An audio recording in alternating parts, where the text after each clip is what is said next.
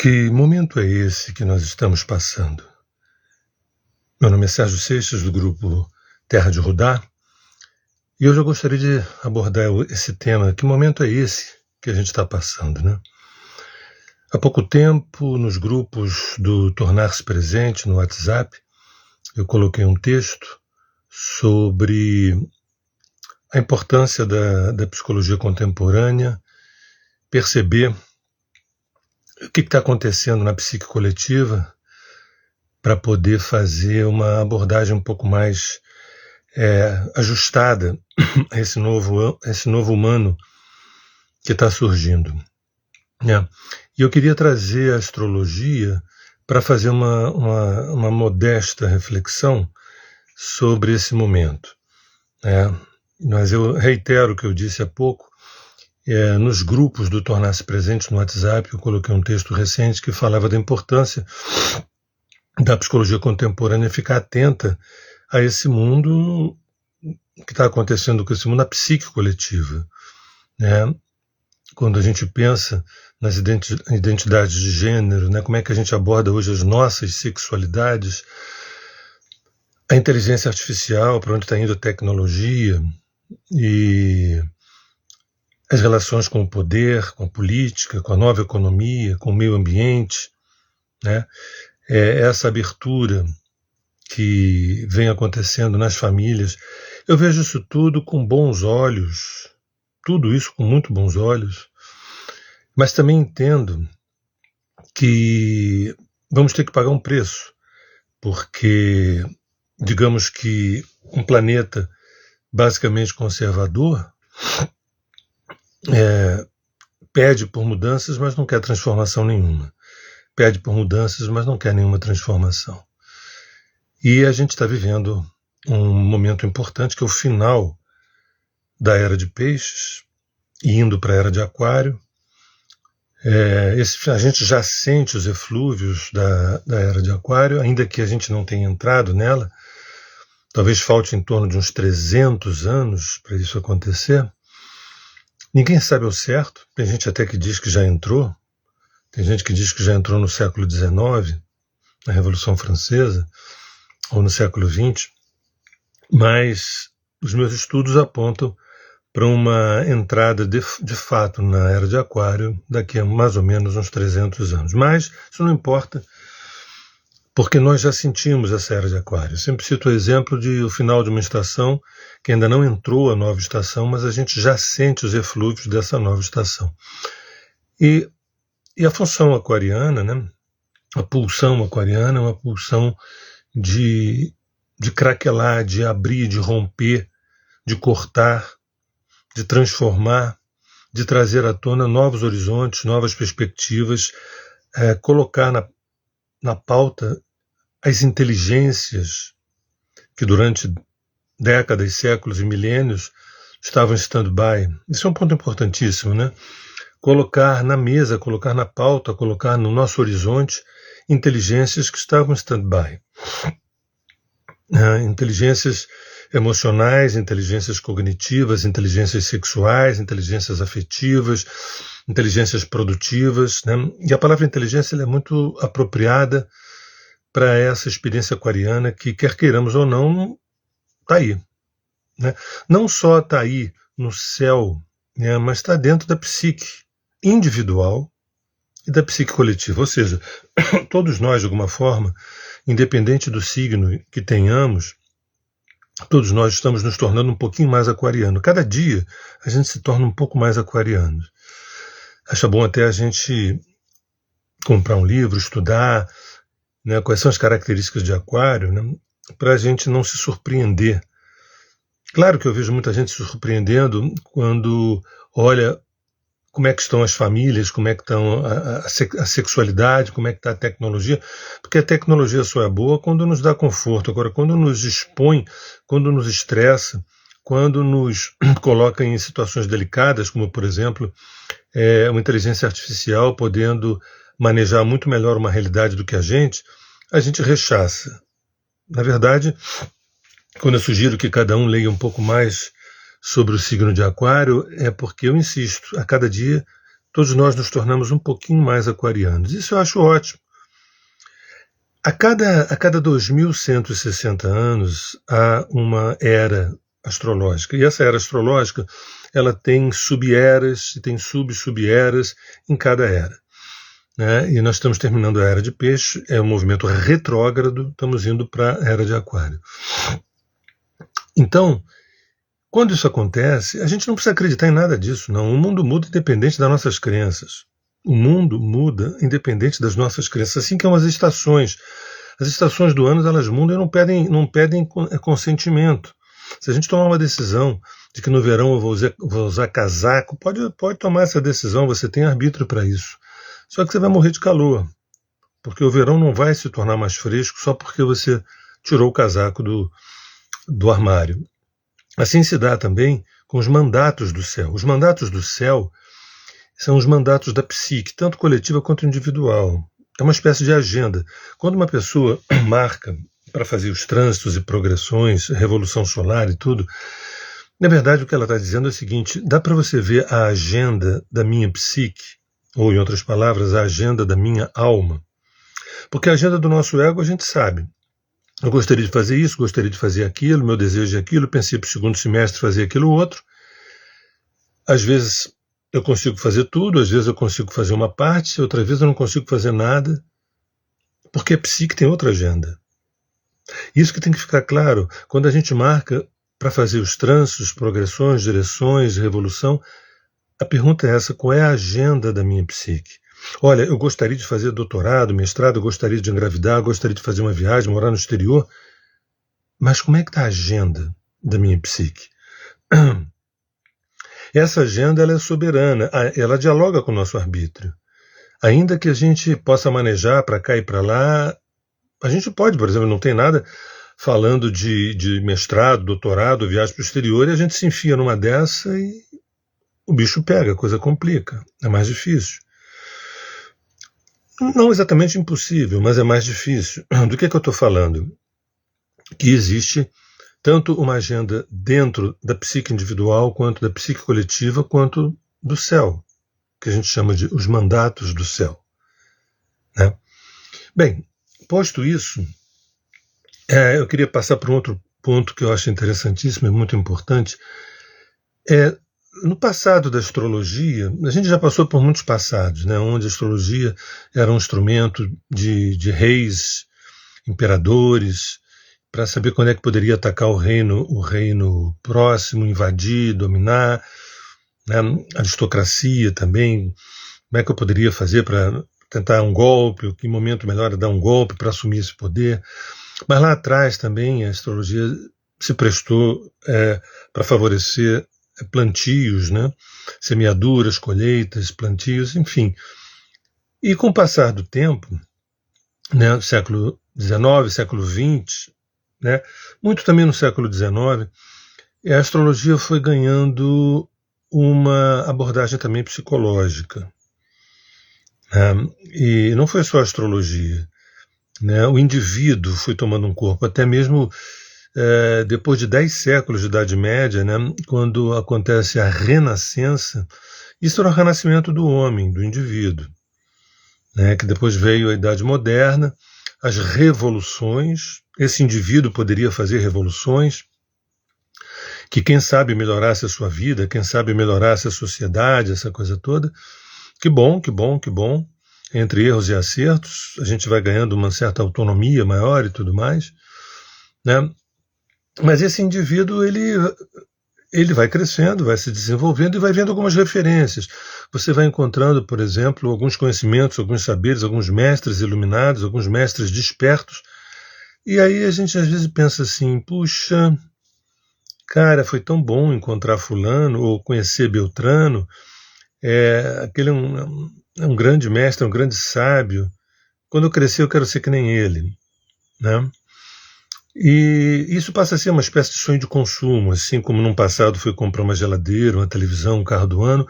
Aos pouquinhos e aos pouquinhos a gente também quer se espelhar nos melhores, nos mais evoluídos, naqueles que se desenvolveram, tiveram a coragem de fazer um mergulho para dentro de si, aprofundar e tudo mais.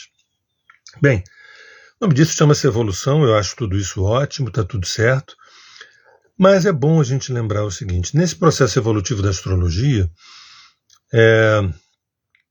nesse momento do indivíduo, da marca do indivíduo, né, aí a gente fala se debruça sobre o signo solar. Qual é o teu signo? Nossa, que legal, você é leão, nossa, exibido, né? Você é touro, quem sabe você seja pegado. Claro que não é só isso, é muito mais coisa. Evidentemente que eu não quero fazer um reducionismo, mas eu quero apontar para o ponto do horizonte da personalidade. Então você vai lá no signo solar e fica fazendo uma descrição da personalidade, né? O ascendente, o signo lunar, a área emocional, né? E alguns querem saber mais, querem saber a posição dos planetas nas casas e tudo mais, mas o que está no foco é a minha vida afetiva, a minha vida emocional, minha vida financeira, profissional, minha vida familiar, né? E é isso até determinado ponto. Isso vai até, eu nem diria que vai até a terceira página, não. Isso que eu me referi talvez vá até, digamos, 2/3 do nosso livro. 2/3 do nosso livro. Ou seja, quero informações que eu como pessoa física, possa usufruir, né, na matéria, né, no plano emocional, no plano sexual, no plano espiritual. Mas o espiritual também é um plano modesto, um plano mais religioso do que espiritual propriamente dito, na grande maioria das pessoas. E aí a astrologia fica, né, rodando em cima disso, num certo sentido, é um avanço do que era antes, porque não havia indivíduo, haviam aqueles que mandavam e os que obedeciam. Imagina fazer mapa de alguém que obedecia, de um escravo, de um servo, Para quê? Ele é uma coisa, ele é um pedaço de coisa, ele é um eletrodoméstico, Isso era assim. Hoje a gente ainda vai encontrar essas discriminações em diversas culturas, mas não é para lá que a gente está indo. Insisto que a cada dia nós nos tornamos um pouquinho mais aquarianos, a cada dia a gente se aproxima um pouco mais desse vento aquariano. É maravilhoso para quem sabe aproveitar. E é sobre isso que eu queria falar hoje. A astrologia, a gente tem os planetas pessoais, Sol, Lua, Mercúrio, Vênus e Marte, que dizem respeito à nossa instância mais primitiva, a nossa afirmação no mundo, né? A nossa segurança, a nossa sobrevivência material, a nossa segurança material e emocional, né? A nossa segurança profissional, produtiva, né? A relação com a família, o estabelecimento afetivo, familiar. É ótimo, é isso mesmo. Só que quando eu digo que isso tudo vai até o 2/3 do nosso livro, é porque eu estou querendo dizer que tem mais 1/3, entre aspas, em branco. Tá bom, não em branco, mas 1/3 que falta a gente olhar para esse 1/3. Que a gente poderia falar, espiritualidade, mas mesmo na espiritualidade, a gente arrasta o nosso ego, a gente arrasta o nosso umbigo, a gente arrasta a nossa pessoa física para o terreno da espiritualidade. E eu queria soltar uma frase aqui, que eu costumo trabalhar muito com ela, que é o seguinte: você não se pertence, você pertence à causa, você pertence ao caminho. Você não se pertence, eu não me pertenço.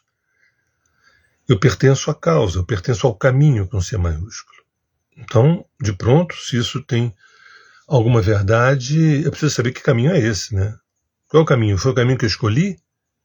Ou é propriamente o Dharma, o caminho que eu tenho que eu preciso, que eu devo caminhar, né? A razão pela qual eu fui convocado a estar aqui, a caminhar, né? Eu costumo definir o Tao como o caminho através do qual as coisas se tornam elas mesmas.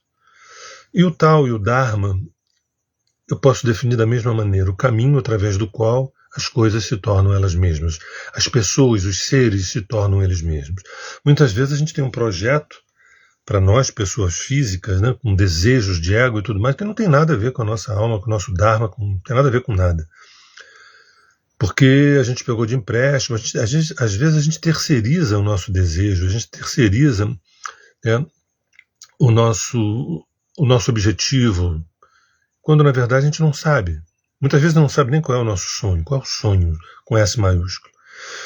Então esses planetas, Sol, Lua, Mercúrio, Vênus e Marte, no mapa astral, eles falam de instâncias. Por exemplo, o Sol, onde caiu o Sol no mapa, fala aonde você precisaria ter uma experiência bastante significativa que iluminasse a tua experiência solar contigo. Um Sol que caia numa determinada casa, que é num determinado assunto, vai revelar, ó, nesse assunto é fundamental que você esteja muito bem, né?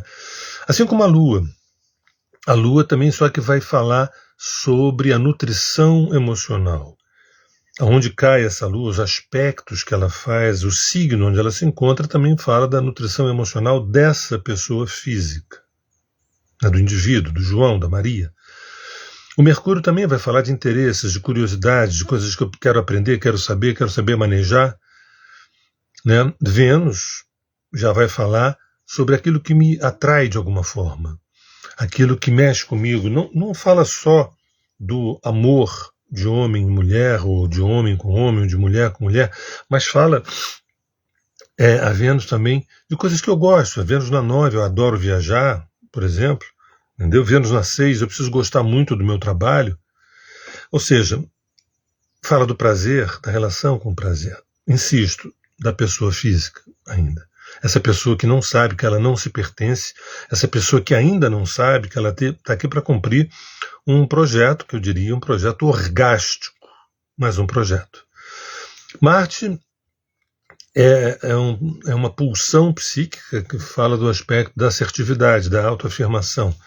Né? Então, aonde cai o Marte, na casa, no signo, nos aspectos que ele faz, sextil, quadratura, trígono e tudo, vai se referir à nossa potência assertiva, à nossa potência afirmativa, que evidentemente o Marte tanto ele pulsa no masculino quanto no feminino. É uma energia majoritariamente masculina, mas que está dentro da mulher e do homem, assim como a Vênus é uma energia predominantemente feminina, mas que está dentro da mulher e dentro do homem, né? Então, um mapa dessas informações preciosas, como eu posso aprender a manejar meus desejos de ego, meus apetites, mas isso tem uma instância ainda muito pessoal. Quando a gente avança um pouco, a gente passa por Júpiter e Saturno, que são dois planetas limítrofes entre aqueles que virão, que são os transpessoais Urano, Netuno e Plutão. Júpiter e Saturno ali fala sobre a necessidade da construção de uma cultura, de uma civilização. Reparem que de Sol, Lua, Mercúrio, Vênus e Marte é como eu consigo me manter vivo, pessoa física. Quando a gente avança nessas duas pulsões psíquicas, Júpiter e Saturno, a gente pensa assim, poxa, existe uma sociedade, existem leis, regras, existem instâncias fora do meu desejo egóico para manter a ordem em volta. Júpiter como a lei, Saturno também como a norma. E graças a essas duas pulsões, a gente tem histórias de civilizações e mais civilizações. Eu costumo dizer que do ponto de vista simbólico, assim, e até mais do ponto de vista mais didático, Grécia e Roma demarcam uma virada significativa na cultura planetária. E tem muito a ver tanto com a lei quanto com a filosofia, tanto com o direito quanto com o pensamento. E a gente ainda está sobre a influência muito forte desse padrão greco-romano, que eu reputo como sendo essas instâncias de Júpiter e Saturno dentro de cada um de nós. Repare que a filosofia e a justiça já não é uma coisa que tem a ver com o meu desejo de ter uma relação sexual com alguém, ou de comprar um carro do ano, né, ou de engravidar.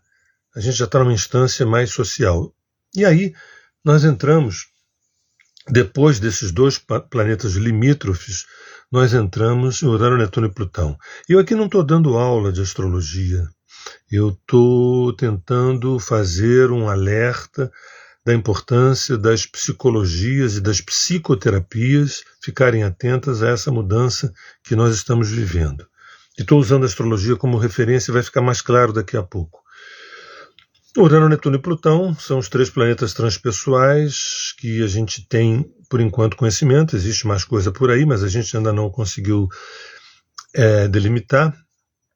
E esses planetas, aí sim, eles afirmam que, olha, você não se pertence.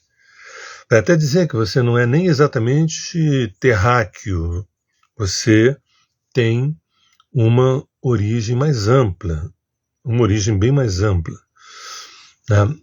E só para lembrar que quando eu estava falando de que nós estamos cada vez mais nos aproximando da era de Aquário, Aquário é regido por Urano. E Urano abre uma nova perspectiva transcendente, transpessoal. Eu falei transpessoal a partir de Júpiter e Saturno. É Urano, depois vem Netuno, depois vem Plutão. Isso são instâncias da psique também, tanto individual quanto coletiva. São pulsões que moram dentro do indivíduo e ao mesmo tempo que moram lá em cima, como planetas, e na sociedade, como uma espécie de psique coletiva. Bem, então, onde eu quero chegar com isso? A abordagem clínica, né, durante um bom tempo, não é? Essa não diz respeito à história da humanidade, isso é muito recente, né?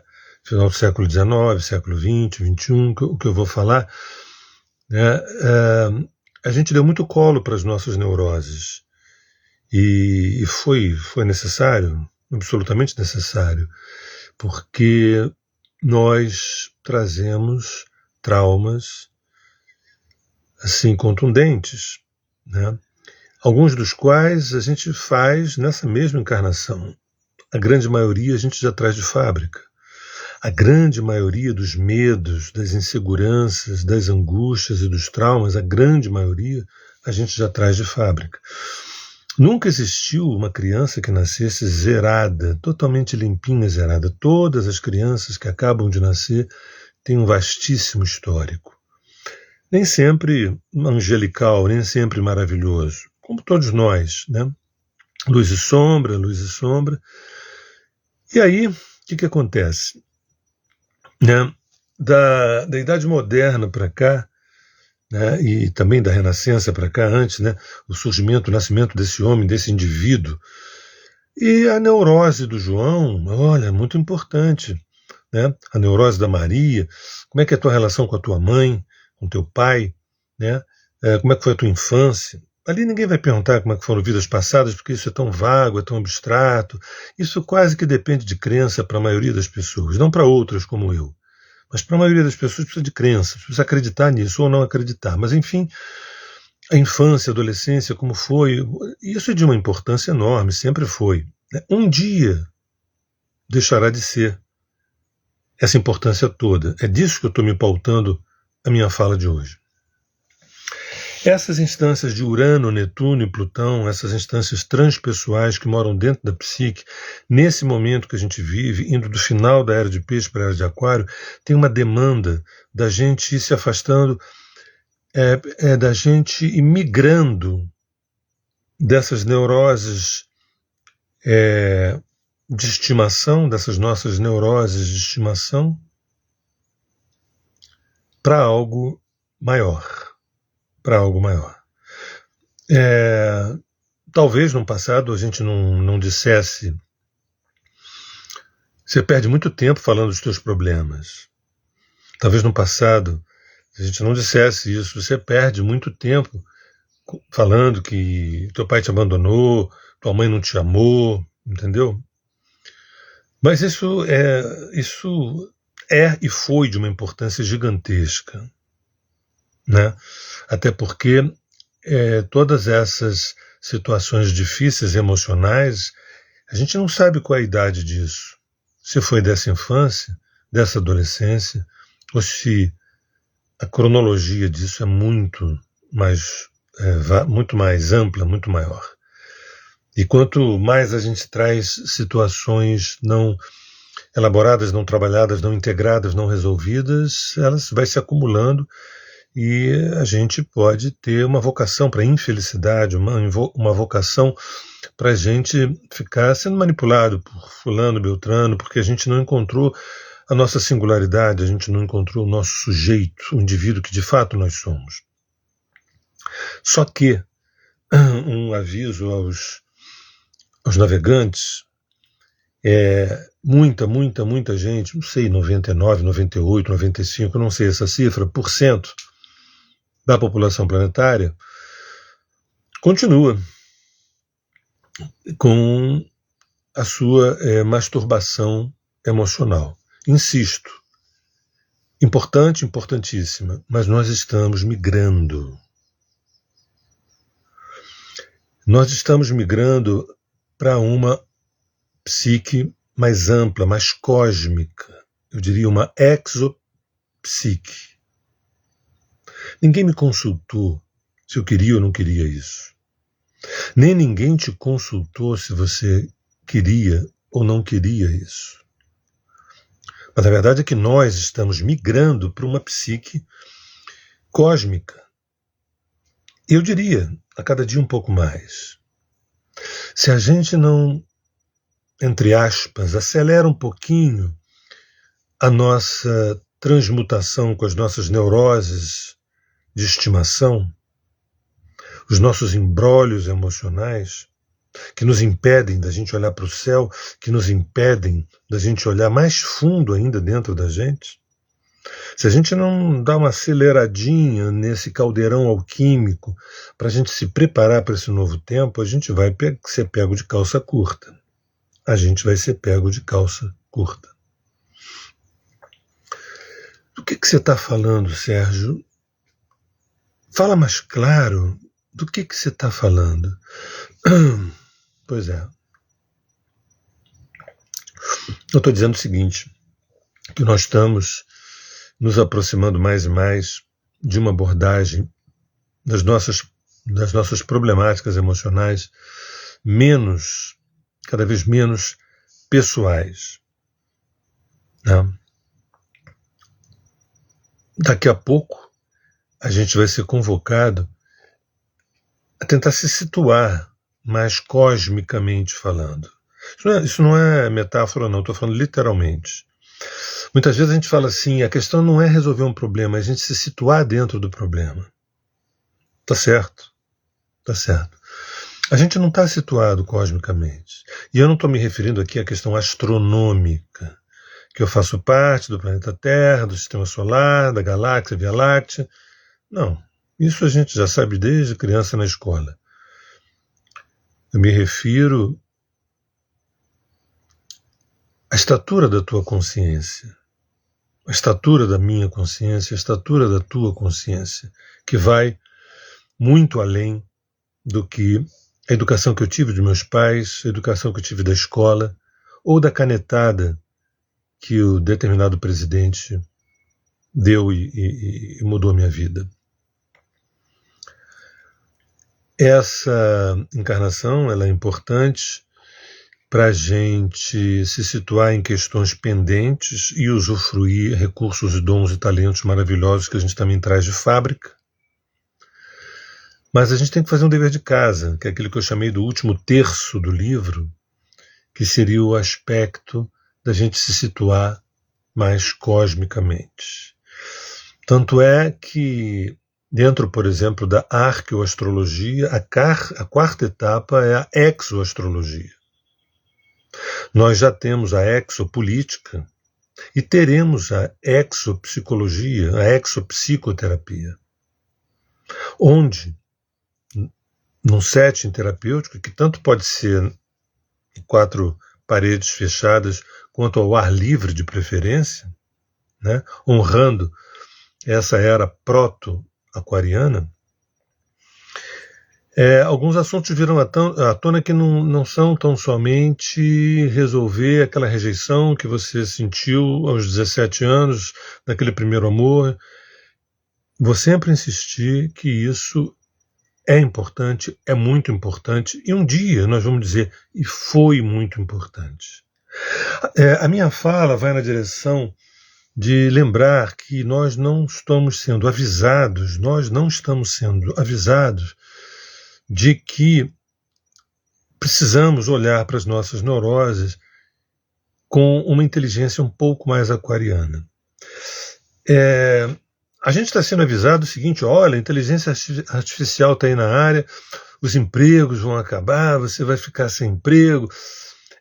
Esse apocalipse que claro que muitas dessas coisas vai acontecer, outras nem tanto, outras são um delírio, né?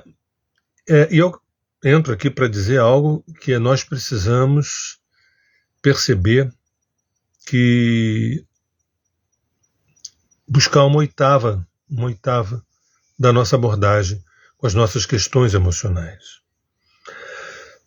Imagina, uma vez eu também escrevi nos textos lá do Tornar-se Presente, do grupo do WhatsApp, que uma frase que é muito difícil eu indicar a um terapeuta que não sabe exatamente diferenciar o que é um pulsar de um quasar, né, como funciona um buraco negro, por exemplo.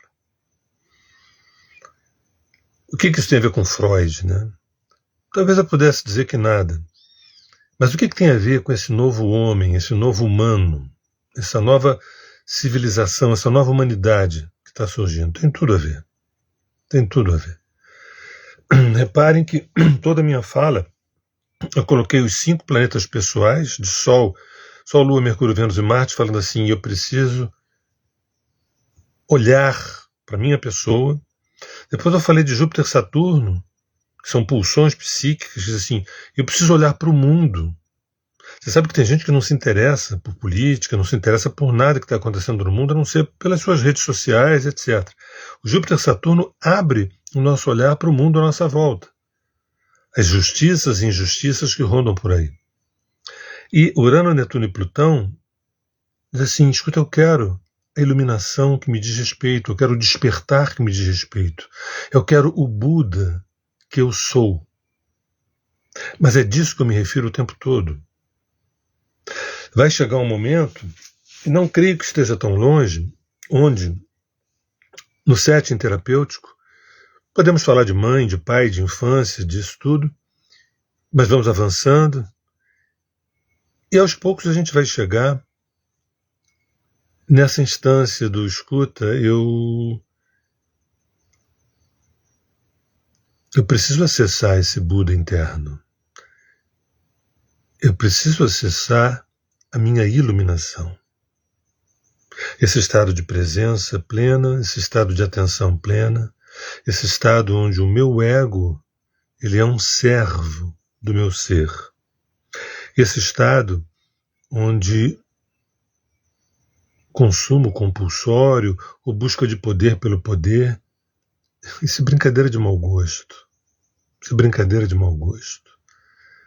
Esse estado onde a pessoa está feliz para sempre, ainda que possa estar triste, ainda que possa estar com problemas. Esse estado existe dentro do João e da Maria desde sempre. Freud não se ocupou disso. Jung sinalizou. Ou seja, do que você está falando, Sérgio? Vê se eu estou entendendo o que você está dizendo. Você está dizendo o seguinte, talvez possa ser o seguinte: será que eu deveria cobrar para o meu terapeuta que ele pudesse me instigar, me provocar, me cutucar a eu tentar examinar esse Buda adormecido dentro de mim? Opa!